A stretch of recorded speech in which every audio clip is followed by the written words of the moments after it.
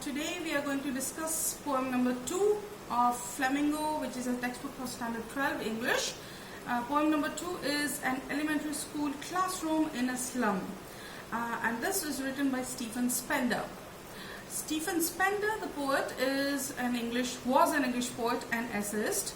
And if you have watched the video on Poets and Pancakes, you will surely remember his name mentioned. Yes, that is the same Stephen Spender that was mentioned in that chapter. Okay. Now this poem talks about the themes of social injustice and class inequality, and it questions the value of education in slums. Right. So this is what the poem's theme is about. We'll go through this poem stanza wise and let us go through it. Here. Far, far from gusty waves, these children's faces look like rootless weeds. Far, far from gusty waves, these children's faces look like rootless weeds. Now these children's faces, those children who belong to the slum, their faces are not at all energetic, or they don't show any kind of energy. They are far, far from gusty waves. That means a child should be gusty, full of energy. So instead of having energetic waves in them which should be radiating from children, these slum children, they look like rootless weeds. Now what are weeds? Weeds are unwanted plants, right? And these are rootless weeds because society does not want to accept them. These slum children, they do not belong to anywhere. Nowhere in the society are they accepted. So they are like rootless weeds that have no energy. The hair torn round their pallor. The hair torn round their pallor. Now, the pallor talks about the pale color of their faces. Their faces are pale, almost lifeless, and the hair is torn. Torn is like completely shabby and scattered. The tall girl with her weighed down head. Now, in the class, there is one tall girl. Her head is weighed down. That means it's stooped down. What could be the reason for her head to be down? Well, first of all, she's very poor, right? There is nothing for her in this world to be proud of.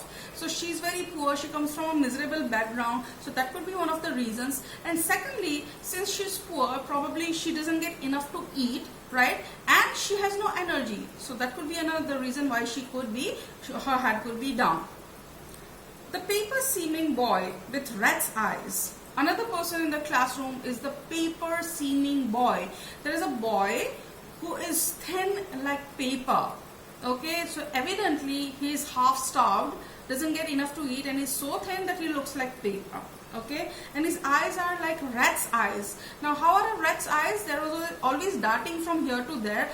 The rat keeps on looking in every direction all the time. It is afraid, it is timid, it is alarmed, and the reason is it is scared for its life, first of all, and secondly also because it is trying to search for food in any corner that it could find. So that is how the boy is too. Okay.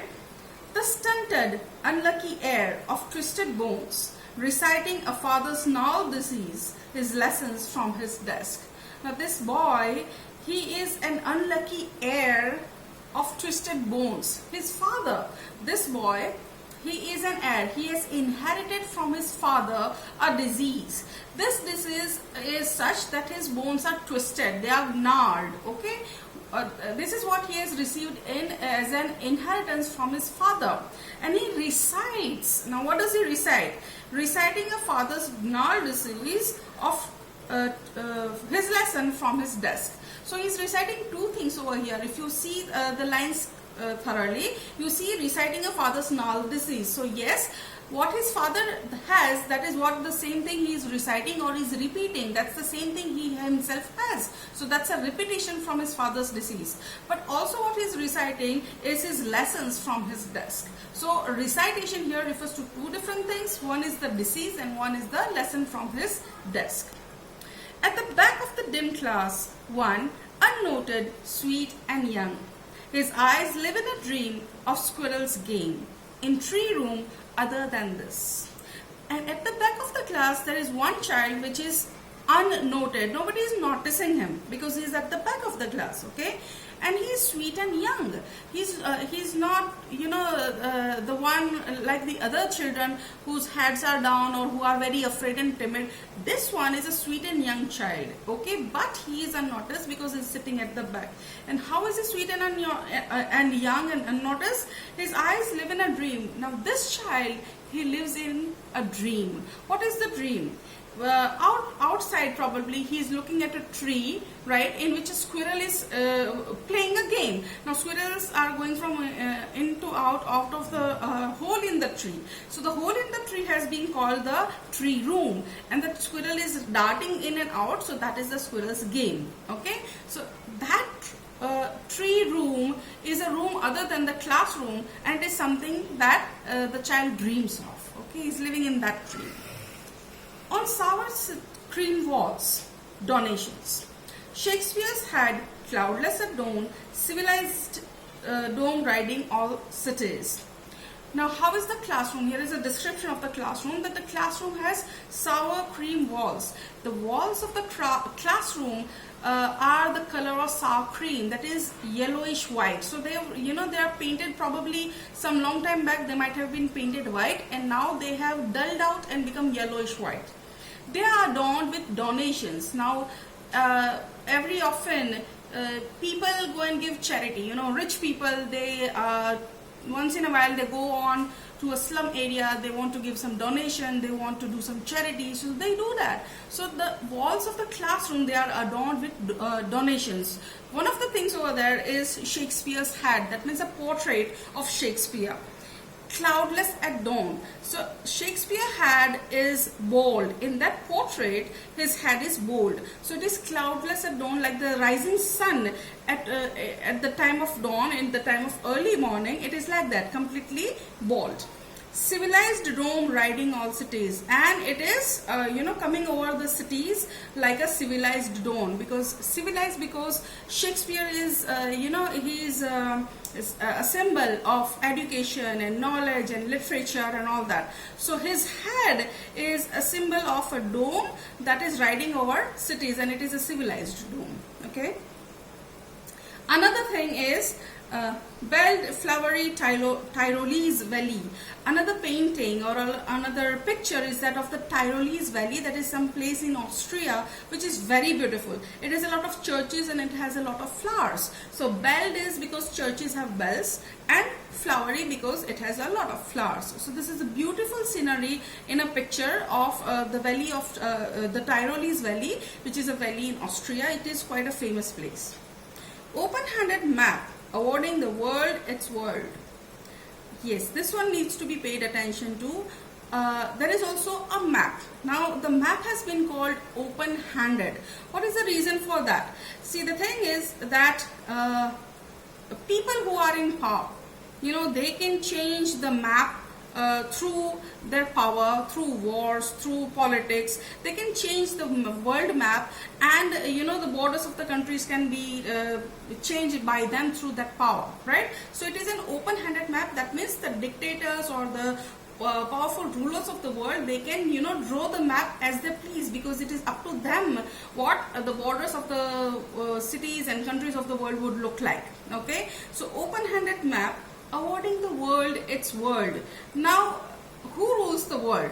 It is the powerful people, it is the rich people, it is the politicians and the dictators and all these people, right? Powerful people, they rule the world. So the world is awarded to the people of the world. And who are those people of the world who control the world, who rule the world? It is those powerful and rich people. Okay, so for the powerful and the rich people, the world is awarded. That means the world is full of opportunities. And yet, for these children, these windows, not this map, their world, where all their futures painted with a fog.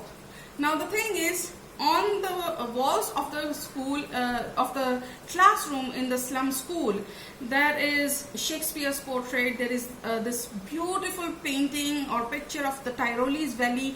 There is this world map. But for these children, those things do not really exist in real life. Shakespeare, Who's that, right? They've never seen any illiterate person or any person with such beautiful words in their real life, right? For these children, these windows, not these maps, their world. For these children, the world is what is outside their window. And what is outside their window? It is simply the slum. Okay, they have never in their real life seen Shakespeare. They have never in their real life seen the Tyrolese Valley. Okay, they have never seen anything other than the slum. For them, the slum is their real world, not this what is shown on the maps. Okay, and outside these windows, what is there? Where all their futures painted with a fog. Their future is not beautiful, belled or flowery like the Tyrolese Valley. It does not have those grand borders like there are on the world map. For them, the world is painted with fog. That means their world is so limited. They do not have those opportunities. They cannot go beyond because the society does not accept them, and they do not get the opportunities that other people get. So their world is painted with fog. Fog is, their world is gloomy. Okay, there is not much hope in their world. A narrow street sealed in with a lead sky. For them, the world is a narrow street because their slum is based on a narrow street. The world is a narrow street which is sealed in with a lead sky. Even the sky which is visible from the slum area is a lead sky. It is a dull and gloomy dark sky. Okay, it does not promise any opportunities. It does not promise a bright tomorrow. Okay. Far, far from rivers, caves, and stars of words. Words that are taught in school, in the classroom. Words tell them that beyond the slum, there are rivers. Beyond the slum, there are capes. Capes, mountain capes. The tops of the mountains that are filled with snow. There are capes of mountains and there are stars. These are words for the children. These are not a reality for these children.